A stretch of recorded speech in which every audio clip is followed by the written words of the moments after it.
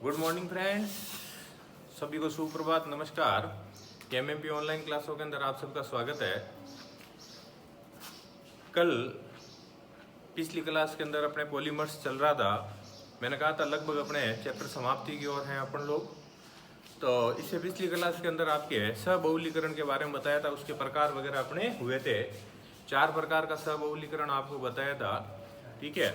उसके उपयोग वगैरह आपको बताए थे।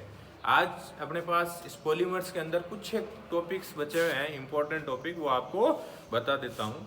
तो कुछ पॉलीमर्स आपके औद्योगिक महत्व के पॉलीमर्स आपको बता रहा हूँ। क्या बता रहा हूँ? आपके औद्योगिक महत्व के पॉलीमर्स के बारे में अपन लोग बात कर रहे हैं, यानी औद्योगिक महत्व के बहुलकों के बारे में बात कर रहे हैं, ठीक है भाई।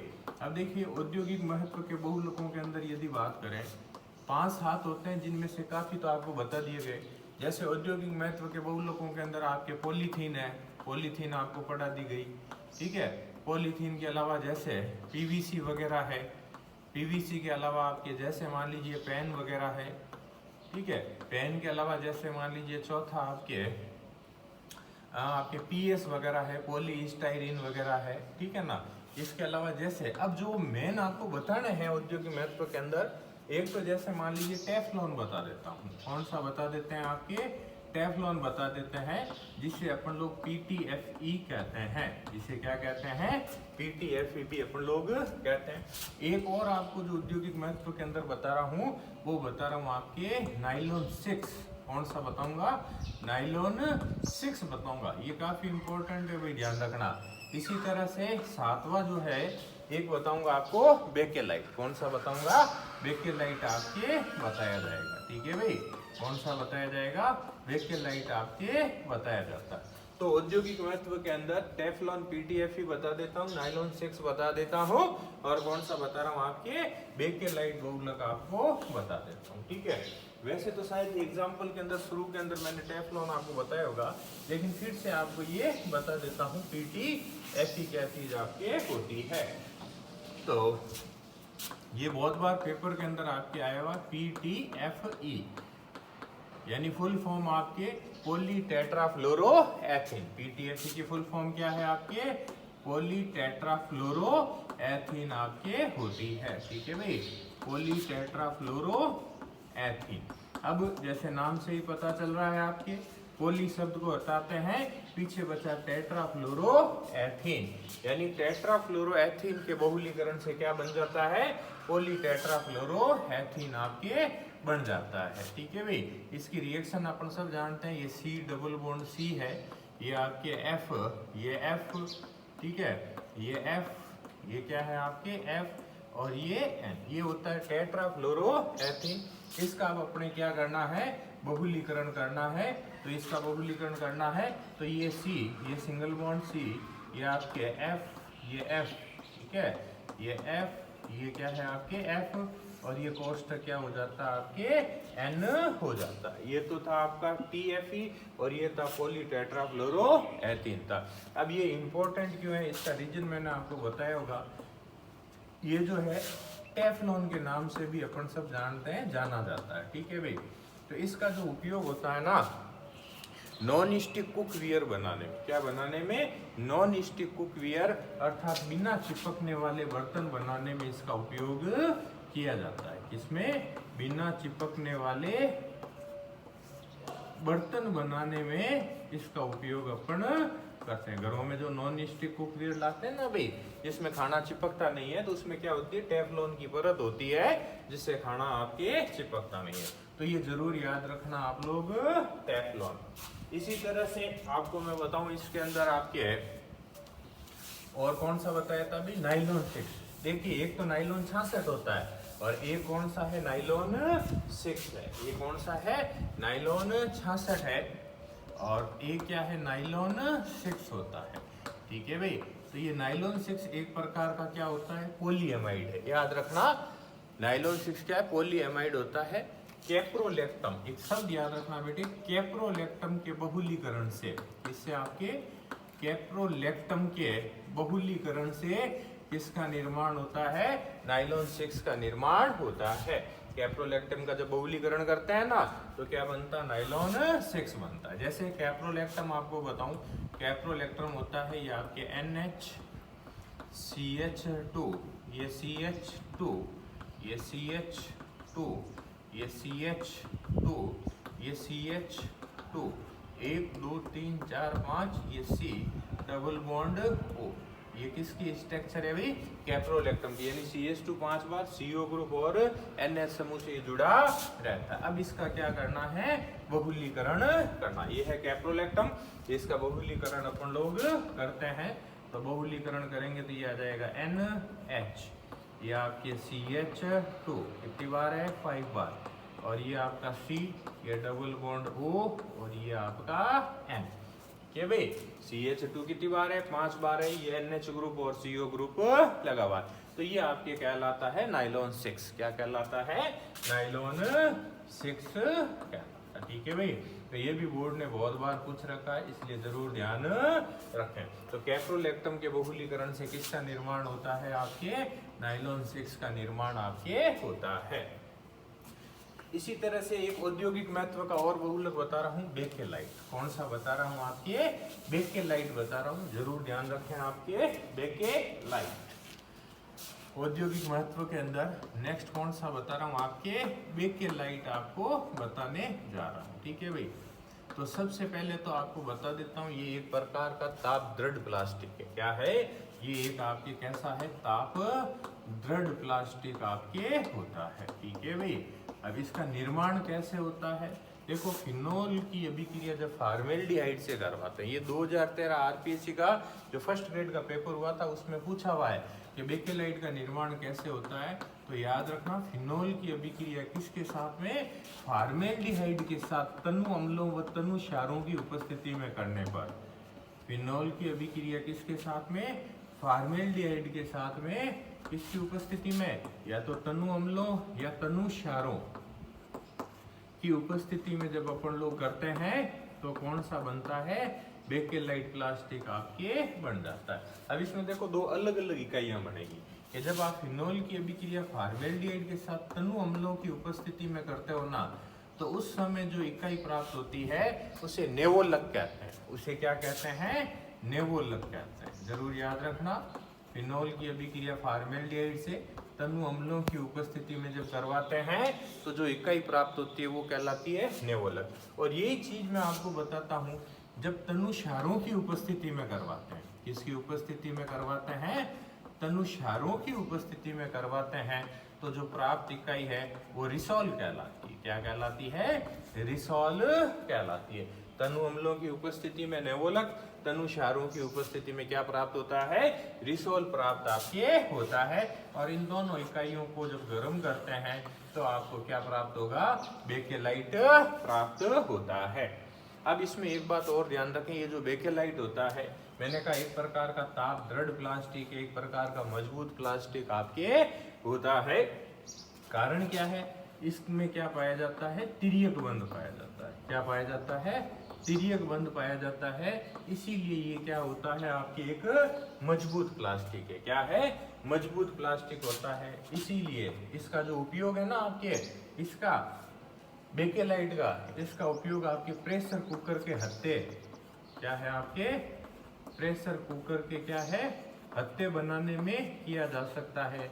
बिजली का सामान बनाने के लिए किया जा सकता है। ठीक है, इसके अलावा और बताता हूँ आपको, बिजली के सामान के अलावा जो कंगे वगैरह होते हैं ना भाई, उन्हें बनाने के लिए भी क्या काम में लिया जाता है, बेकेलाइट काम में लिया जाता है। ठीक है, तो फिनोल और फॉर्मेल्डिहाइड की अभिक्रिया करने से आपका बेकेलाइट बनता है। इसकी आप लोग थोड़ी स्ट्रक्चर भी ध्यान रखें, कई बार स्ट्रक्चर भी पूछी जाती है। तो बेकेलाइट की जो स्ट्रक्चर होती है वो इस तरह से आपके बनती है।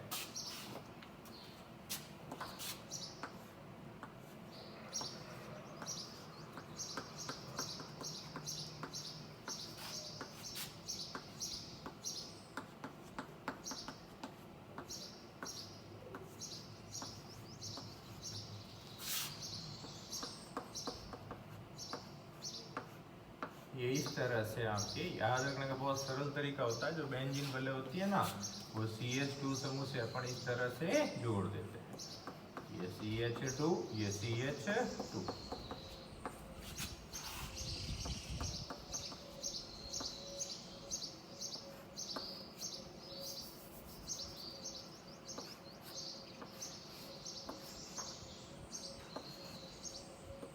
ये इस तरह से आपके स्ट्रक्चर क्या होती है, बेकेलाइट की स्ट्रक्चर आपके बनती है। ठीक है भाई, कहेंगे और आप चाहो तो इसको लंबा चौड़ा बना सकते हो। ठीक है ना, ये CH2 आगे से आगे क्या है, ये श्रृंखलाएं जुड़ी रहती है।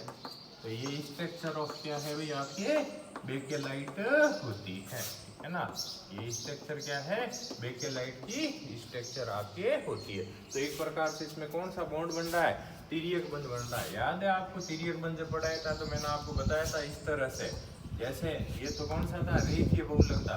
इस रेखीय बहुलक के अंदर इस तरह से आपके ये बंध बन रहा है, तो ये बंध कौन सा होता है, तिर्यक बंध। और मैंने कहा था तिर्यक बंध जो होता है वो क्या होता है, मजबूती का कारण होता है। किसी भी बहुलक की मजबूती का कारण कौन सा है, तिर्यक बंध आपके होता है। तो इस तरह से ये औद्योगिक महत्व के आपको कितने भाई, 3 तरह के बहुलक आपको बताए। 3 तरह के कौन कौन से, PTFE बताया गया, PTFE के बाद कौन सा बताया गया, नायलॉन 6, और नायलॉन 6 के बाद ये कौन सा आपके बेकेलाइट बहुलक होता है।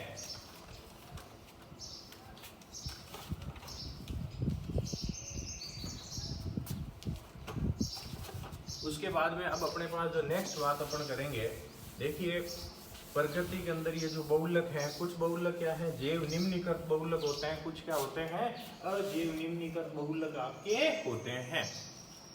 तो देखिए नेक्स्ट टॉपिक जो बता रहा हूँ, एक कुछ परिभाषा है, ध्यान रखना।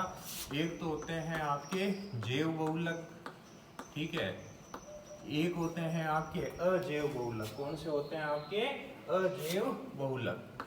ठीक है भाई, जैव बहुलक या आपके जैव निम्नीकृत बहुलक भी, जिन्हें अपन लोग, दूसरी परिभाषा जैव निम्नीकृत बहुलक। ठीक है ना, और एक आ जाएंगे आपके जैव अनिम्नीकृत बहुलक। कौन से आ जाएंगे, जैव अनिम्नीकृत बहुलक आपके आते हैं। तो ये छोटी छोटी परिभाषाएं, डेफिनेशन आपके होती है।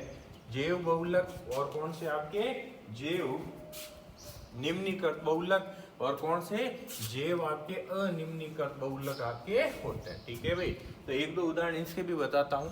सबसे पहले जैव बहुलक कौन से होते हैं, देखिए वे बहुलक जो हमें जीव जंतुओं, पेड़ पौधों से प्राप्त होते हैं, क्या कहलाते हैं, जैव बहुलक कहलाते हैं। वे बहुलक जो हमें पेड़ पौधों व जीव जंतुओं से प्राप्त होते हैं, क्या कहलाते हैं, आपके जैव निम्नीकृत बहुलक कहलाते हैं। ठीक है, क्या कहलाते हैं, जैव निम्नीकृत बहुलक कहलाते हैं। ठीक है, उसके बाद जैसे आपको बताऊं, प्रोटीन वगैरह है, स्टार्च वगैरह है, इस कैटेगरी के अंदर आती है। प्रोटीन है, स्टार्च वगैरह है, इस कैटेगरी के अंदर आती है। उसके बाद आता है आपकी जैव निम्नीकृत बहुलक। कौन से आते हैं, जैव निम्नीकृत बहुलक। देखिए सिंपल सी परिभाषा, वे बहुलक जिनका सूक्ष्म जीवों के द्वारा अपघटन संभव है। क्या कहा मैंने, वे बहुलक जिनका सूक्ष्म जीवों के द्वारा, वे बहुलक जिनका सूक्ष्म जीवों के द्वारा क्या संभव हो, अपघटन संभव हो, क्या कहलाते हैं, आपके जैव निम्नीकृत बहुलक कहलाते हैं। क्या कहलाते हैं, जैव निम्नीकृत बहुलक कहलाते हैं। अब सूक्ष्म जीवों के द्वारा अपघटन, इसका सबसे बढ़िया एक उदाहरण आपको बताऊंगा, PHBV। कौन सा बताऊंगा, आपके PHBV अभी आपको बताया जाएगा। इसी तरह से आते हैं जैव अनिम्नीकृत बहुलक, यानी वे बहुलक जिनका सूक्ष्म जीवों के द्वारा अपघटन संभव नहीं हो। क्या कहा मैंने, वे बहुलक जिनका सूक्ष्म जीवों के द्वारा अपघटन संभव नहीं हो। ठीक है भाई, सूक्ष्म जीवों के द्वारा अपघटन क्या है, संभव नहीं हो, वे क्या कहलाते हैं, आपके जैव अनिम्नीकृत बहुलक कहलाते हैं। जैसे इस पार्ट के अंदर आपने पढ़ा है, पॉलीथीन है, PVC है, पेन है, ठीक है, ये सब कैसे हैं, जैव अनिम्नीकृत बहुलक है।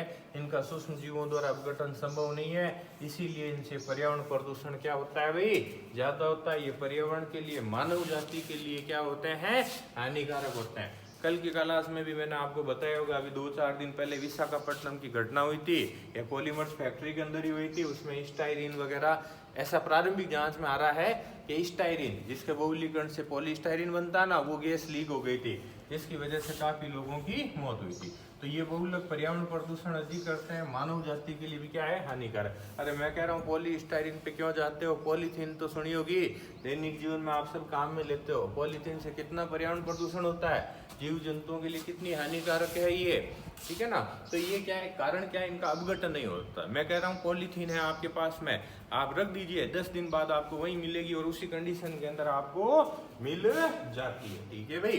तो ये कहलाते हैं जैव बहुलक, अजैव निम्नीकृत बहुलक, जैव निम्नीकृत बहुलक और जैव अनिम्नीकृत। अब देखिए जैव निम्नीकृत बहुलक के अंदर जो एक बहुलक बताने जा रहा हूँ वो कौन सा बता रहा हूँ आपके, PHBV।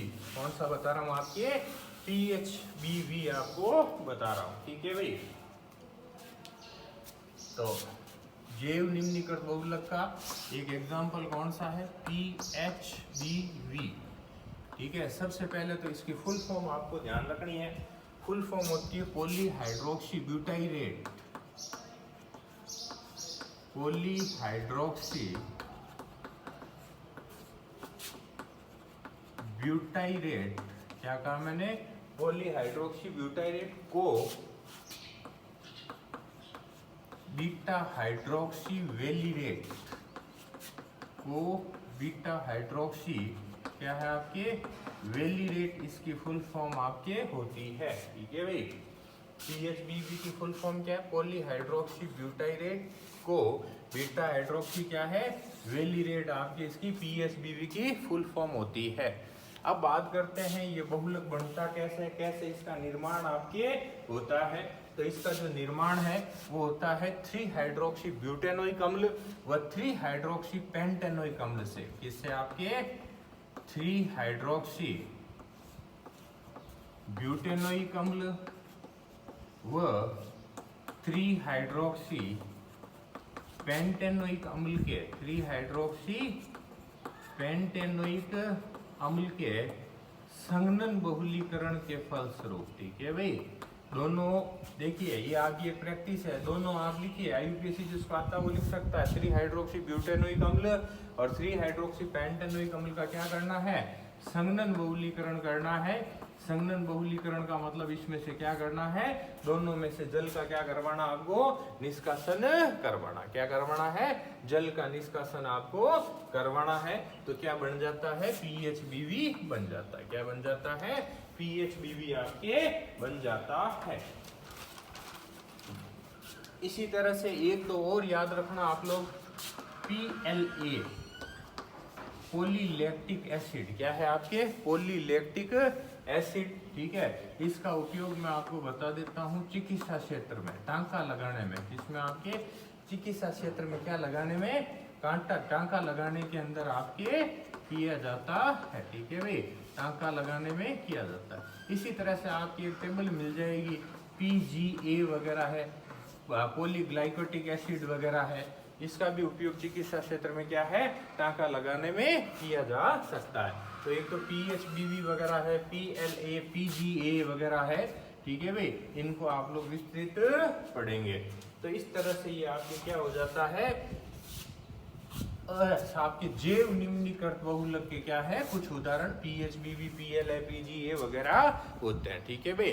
तो इस तरह से अपना ये जो एक चैप्टर आपने शुरू किया था बहुलक, ये क्या होता है, लगभग कंप्लीट हो जाता है। मतलब जितना ऑनलाइन क्लास में बताया जा सकता है उतना मैंने आपको बताने का पूरा प्रयास इसमें किया है, ठीक है ना। फिर भी कोई बात अगर इसमें बाकी रह जाती है तो अपनी जब ऑफलाइन क्लासें होगी तो सब चैप्टरों पे अपन वापस रिमाइंड करेंगे, क्या चीज़ बाकी रह गई है वो सारी चीज़ आपको करवाई जाएगी, ठीक है। मोस्टली 95% चैप्टर आपको बता दिया गया है। अब आप खुद इसके चाहे नोट्स बना सकते हैं, आपके पास बुक है, आप उस बुक में से अच्छी तरह से इसको पढ़ें, ठीक है भाई। तो इस तरह से देखिए अपना सिलेबस आपके 2 तो यूनिट करवा दिए मैंने, ठीक है ना, इसके अलावा नेम रिएक्शन वगैरह करवा दी है। तो काफ़ी मटेरियल आपके पास आ चुका है, इसको अच्छी तरह से पढ़ें बेटे, ठीक है। धन्यवाद।